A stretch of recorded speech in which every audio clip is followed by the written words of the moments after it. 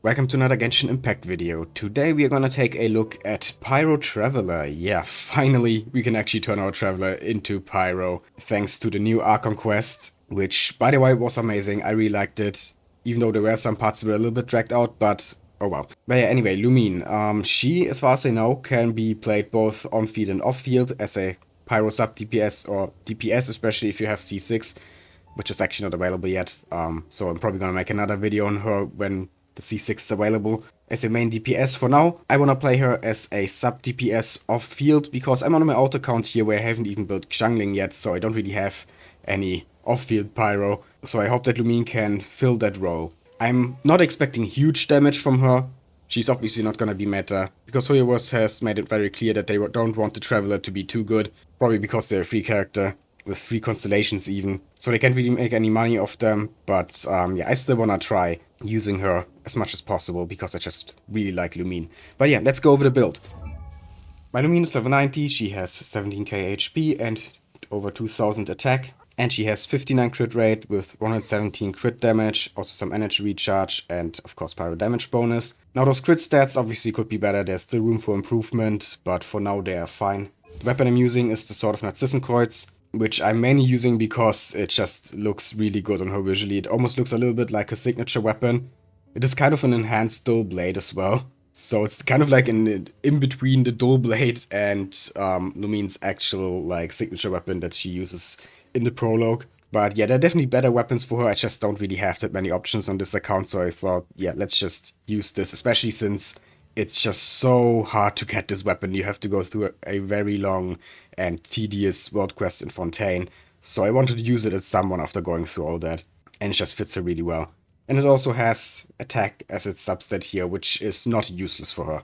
Then as for the artifacts, I'm using a 2-piece combination of Crimson Witch and an attack set. But since Pyro Lumine actually kinda counts as a Natlan character, she has a Night Soul state, you would actually usually build her with either Cinder City or Obsidian Codex. Obsidian Codex for when she is C6, which is not available yet, because then you can kind of turn her into a main DPS, so for now, Cinder City would be the best set. The reason why I have a 2-piece combination here on her instead of Cinder City is just that I don't really have that many good Cinder City pieces yet. I haven't farmed that domain much, she had just enough to get a decent set for Xilonen, but yeah, don't really have enough pieces to play Lumine with Cinder City yet, but I'm definitely gonna work towards that. But for now, she's gonna be on this 2-piece set combination. So let's go over it real quick. Obviously focused on crit and attack, as you can see, with an attack Sands, and a pyro damage bonus goblet, and a crit rate circlet. Not the best artifacts ever, but they should be fine for now. Then the talents are level 6, 9, and 8. Though thanks to her C3, this skill is actually level 12 already. And talking about constellations, it looks like she's C6 here, but she actually isn't. It's just that there are special effects that she gets during the fight against the Lord of Eroded Primal Fire, Gosoitoth. And these are always activated, but they only actually have any effect during that boss fight.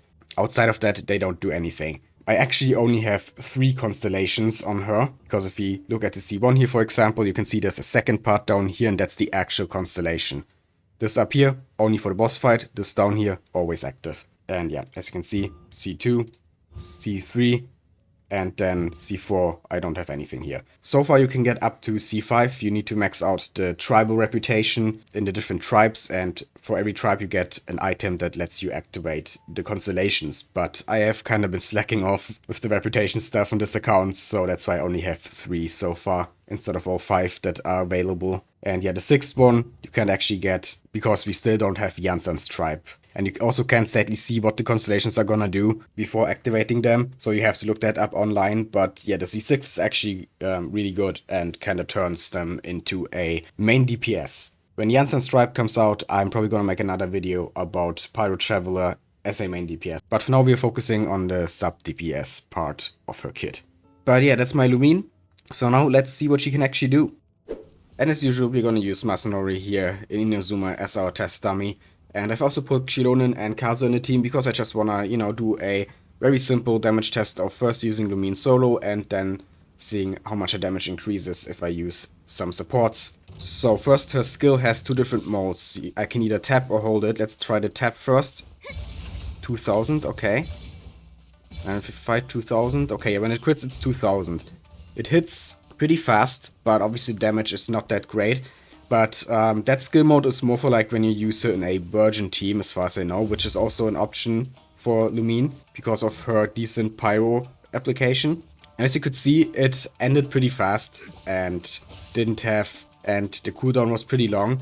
But there are ways to give her more Nitro points, like for example through use of her burst, or also when other characters trigger pyro reactions, which makes the skill last a lot longer. But just for a solo test here, it's not gonna last long. But yeah, let's test the hold version of her skill now. 7000, that's definitely more. We have the normal attack, 6000.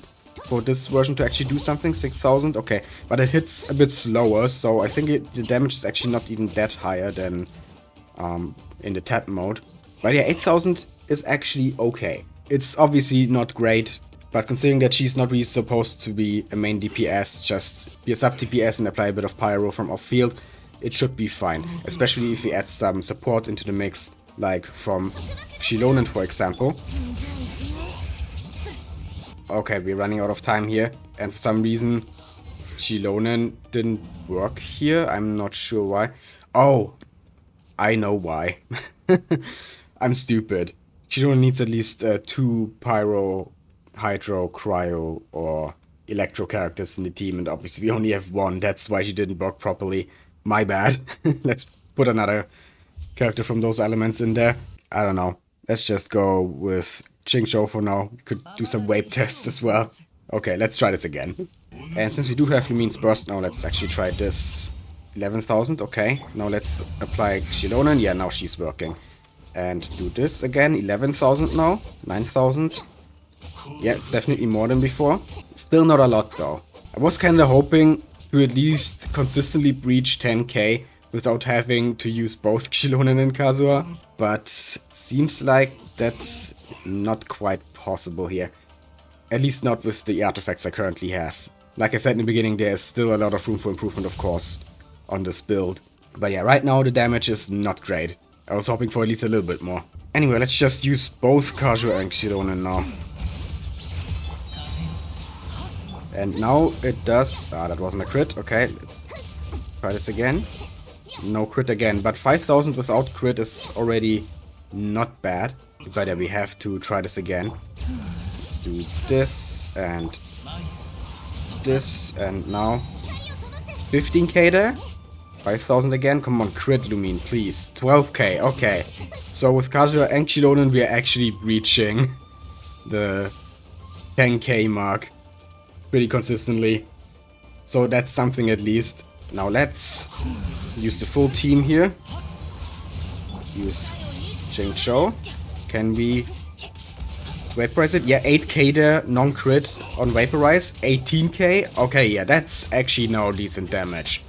Obviously, still not like meta or anything like that. But for a sub DPS with a very suboptimal build, it's actually decent. Only took Xilonen and Kazuha and waves for that. So yeah, needs a lot of setup, but she can do decent damage. No, who am I kidding here? This is not good. I was really hoping for a bit more. Man. Oh well, I still love her and I'm still gonna use her. Because it's still pyro application from off field, which is nice. Especially if you use her tap skill, which applies pyro a lot more often. Yeah, there's actually a lot of pyro application, so if we just want someone to put pyro on the enemy, then Lumine is actually not bad. Just don't look at the damage. And like I already said, this tap skill is actually pretty good in Burgeon teams. It's kind of like Shinobu's skill, and Shinobu is obviously a very good Hyper Bloom trigger. So if you actually build Lumine with a lot of EM, then she should be really good in Burgeon teams. You know what, let's actually try Burgeon. I don't really have the artifacts for it, but I could just give her my Razor's artifacts because I've built him as kind of a Hyper Bloom trigger, but I don't think his artifacts are leveled up yet. Yeah, level 8, level 0, 4, 4, 12. But it is triple EM on Flower of Paradise Lost, so it's at least gonna be more Burgeon damage than what I currently have on Lumine, even with unleveled artifacts, so let's just do it. And I mainly just want to see how consistently she can actually trigger Burgeons. The damage is gonna be good when we have a fully leveled up Triple EM. Flower of Paradise Lost is obvious, but is it even worth it going for that build? That's what I want to test here. Okay, there we go. I gave her Razor's artifacts, and let's look at the stats now. Obviously, we have a lot less attack, but we do have over 300 element mastery now. Obviously, no crit rate, crit damage, but actually decent amount of energy recharge, so might even be able to trigger some Burgeon with the burst. But yeah, let's just see how this goes. And I think I'm just gonna use this team here. Yeah, mainly just Nahida and Xingqiu to generate blooms, and then of course Lumine should blow them up, and Xilonen kind of as a flex slot to just get a little bit more damage out of Xingqiu and Lumine, I guess. Don't really know who else to put there. I'm probably not even gonna use her for this, because I just want to focus on the Burgeon. But yeah, let's go. Okay, so let's apply Dendro, apply Hydro, use Xingqiu Burst, and then we do this. Okay, yeah, she basically immediately blows up the Burgeons, but we do need some healing, definitely, or shielding for this. But yeah, it's actually working pretty well. Then Burst. Yeah, okay, that didn't hit him. Yeah, Burgeon doesn't really have the same reach as Hyper Bloom. Hyper Bloom just homes in, even if you're far away from the enemy. But for Burgeon, since it just blows up, you really need to be close to them. Okay, but yeah, that worked pretty well, I would say. Let's do it again. Yeah, I think they're doing like 18k damage, if I'm seeing this correctly. Which is not bad. 19k there? Yeah, this is actually working pretty well. Like, yeah, 19k again. Considering that the artifacts aren't even leveled up yet, yeah, when they're leveled up, it's gonna do like over 30k. No doubt. Yeah, forget about her as a sub DPS. Or maybe even main DPS, I don't know. That depends on how good the C6 actually is. Just use her as a Burgeon trigger. It's honestly so much better. Should have done it from the beginning. I just never really considered Burgeon because it just feels like a worse Hyper Bloom.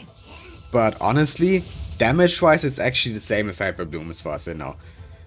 It's just, you know, because of the homing in of Hyper Bloom, it just makes it so much nicer to use, I guess. And also they're better Hyper Bloom trigger than Burgeon trigger, but Lumine is a good Burgeon trigger now. The only other one that I think can really consistently trigger Burgeon is Thoma, and I've never really used Thoma on either of my accounts, which is another reason why I never really consider Burgeon over Hyper Bloom. But yeah, now with Lumine I'm definitely gonna use Burgeon a lot, and I'm also gonna farm more Flower of Paradise Lost because I don't like two characters sharing the same set. I want both Razor and Lumine to have a full 4-piece of that set that they can call their own without having to constantly switch artifacts between them. So yeah, definitely have to farm that domain more. Or I guess I could just strongbox it. But yeah, the point here is Burgeon Lumine actually kinda good. Which makes me really happy, because I really wanted Pyro Lumine to be good at something at least. And yeah, not gonna lie, as a sub DPS, she was kinda disappointing. I was really hoping for more. I knew the damage wouldn't be great, but I didn't expect it to be that low. She's still usable, definitely, especially because she does apply a lot of Pyro with her tap skill, the hold skill not so much. But yeah, if you really want some damage out of her, then I guess Burgeon is the way to go. But yeah, I guess that already concludes my Lumine showcase. I'm definitely gonna make another video about her after I get the C6 to see how she fares as a main DPS. But for now, we've done all the testing we could. So I hope you enjoyed the showcase. If you did, please leave a like, comment, and subscribe for more Genshin Impact and other gacha content. I'd really appreciate it. And yeah, have a nice day.